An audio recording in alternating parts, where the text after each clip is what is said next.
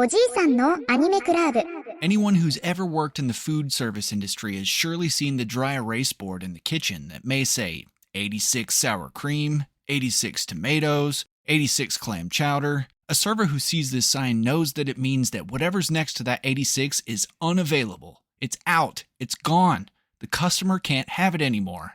With that in mind, we start this segment of OG-san's Anime Club by saying that 86 has officially been 86'd, and it makes now a perfect time to talk about a real problem we have regarding anime streaming. The first time meme comes to mind, and I certainly feel for the fans of this sci-fi series, but streaming platforms suddenly delisting beloved anime titles is certainly no new thing.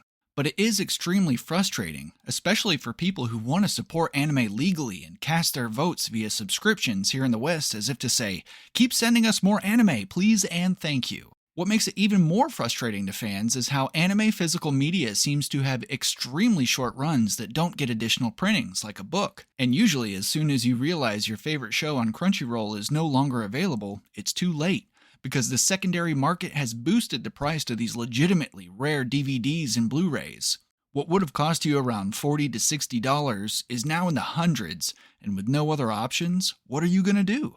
This is not just a hypothetical scenario, as we saw this play out just this week when 86 quietly reached the end of what appears to be a 5-year licensing agreement that didn't get renewed. With no warning, it was pulled from Crunchyroll and Netflix, leading to a mad dash for fans to buy the Blu-rays wherever they could. In less than 24 hours, the complete first season that was listed for under $25 on Amazon was unavailable. Not just there, but also Walmart, Target, Best Buy, Barnes & Noble.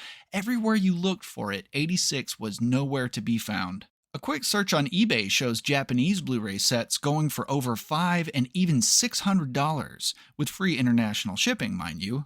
So what are 86 fans left with? Malaysian region-free DVD sets? It doesn't take a genius to figure out that these are bootlegs and are just about as legal as streaming from a sketchy website. There are two choices right now for the vast majority of the anime population who are not wealthy: either go without or break the law. And I hate that we're faced with this situation. So who's to blame? Well, if you're listening to the general tone of 86 fans on X, they're blaming the streaming services, wishing that they had at least been given some sort of notice. But are they really the ones to blame? I'd like to pose another point of view. Anime entertainment through streaming is first and foremost a business, and there are many series on Crunchyroll that have been on there for well over a decade and longer. So why not 86? Remember when I was talking about casting your vote through subscriptions?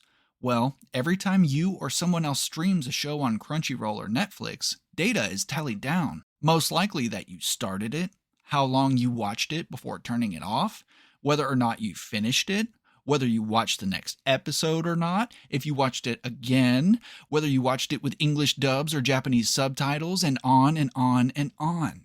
All of this information attaches value to a product offered on a streaming service that costs them money in the way of licensing and legal rights to provide it on their platform that draws revenue. The most likely scenario, whether the currently passionate and vocal 86 fans will admit it or not, is that it wasn't watched nearly enough in the 5 years it was on Crunchyroll to warrant the cost of renewing the license.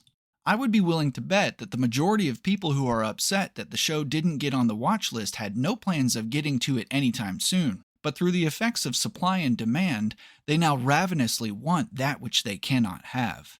That may sound harsh, but trust me, I really do get it, and I empathize. But I've come to terms with this many times myself as I've faced that dilemma of going without or breaking the law. And let me be clear, I do not recommend anyone breaks the law by pirating or illegally streaming anime or manga.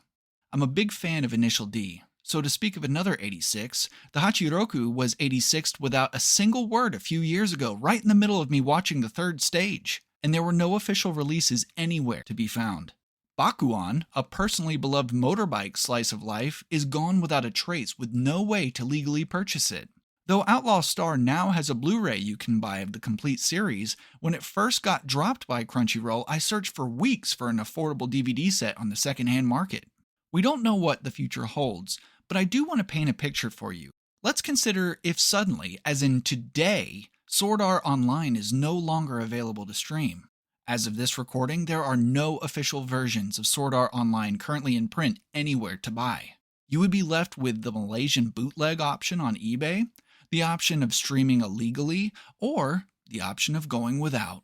It's only a matter of time before beloved favorite shows of mine like New Game or My Love Story get dropped.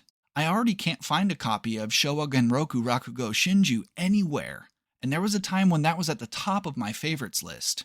This is a real problem, and I don't know upon whom the blame lies, but I can offer a suggestion.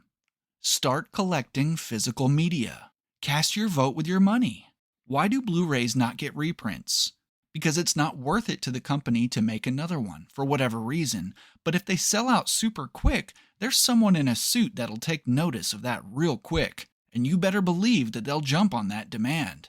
It's possible that this whole to-do with 86 could either instigate another printing, or maybe even a second season. But one thing I know for sure is that money talks. I don't want to ever be without a show like Rakugo Shinju again. So I've decided to make collecting anime physical media my hobby. Yes, it is costly, but it's something that I love, and I never want to be at the mercy of streaming service licensing shenanigans ever again. And so I pose that as a potential solution. Yes, it would be a matter of a culture shift, because we have such a small supply of physical anime media due to people culturally not buying it as much as streaming it. But you don't own what you're streaming, and you never will. And yes, that means the things that you are long-term renting from Amazon or Apple or anywhere else that you're buying a digital copy of something, one day, it could just disappear. Read the fine print.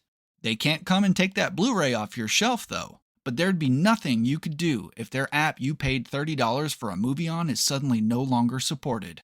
And with that, let me know what you think about this topic in the comments. Is there any other show that you love that's been 86'd? What's your opinion about the region-free DVDs that you can get from Malaysia on eBay? Can you think of any other alternate solutions that I haven't considered? You can also join in the conversation by sending your thoughts to ogsansanimeclub@gmail.com.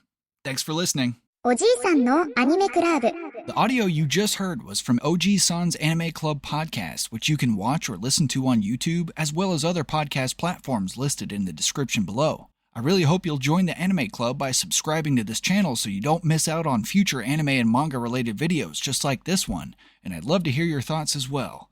Until next time, see you, Space Cowboy. 楽しいだまたね